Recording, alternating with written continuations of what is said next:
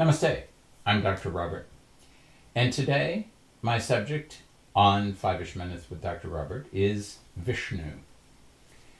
But I'm going to tell you a story about Vishnu that you probably have not heard.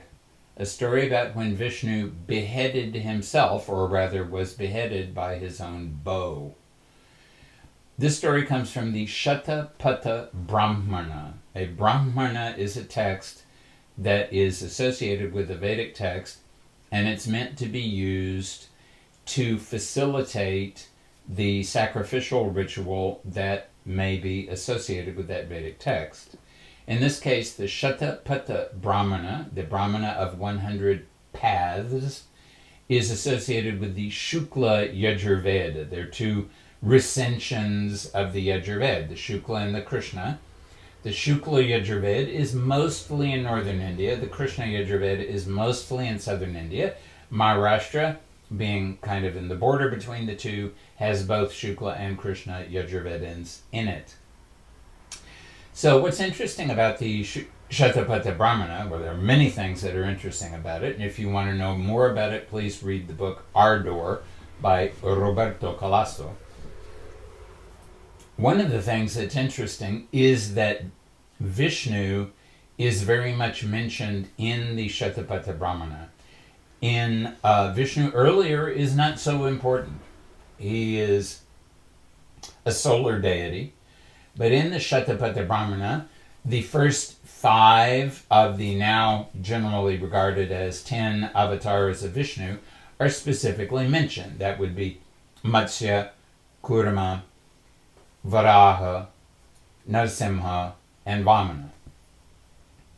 In addition, there's an interesting story that mentions yet another avatar of Vishnu who normally is not part of those, or not included in those, the 10 that most people are familiar with. And that one is named Hayagriva, which literally means Mr. Horseneck. And the way that happened was this. There was a sacrificial ritual that was going on. All the gods were there, including Vishnu.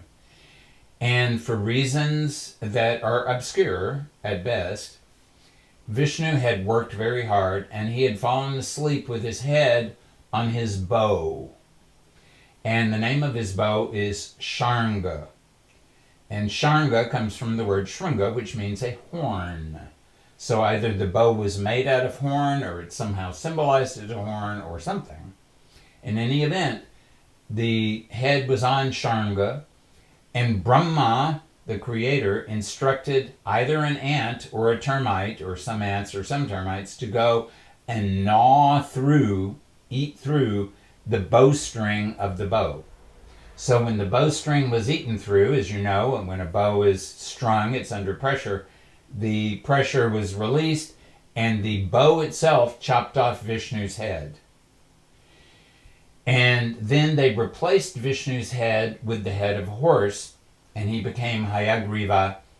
And then some people say it was Hayagriva who protected the Vedas from another demon named Hayagriva who had taken them away.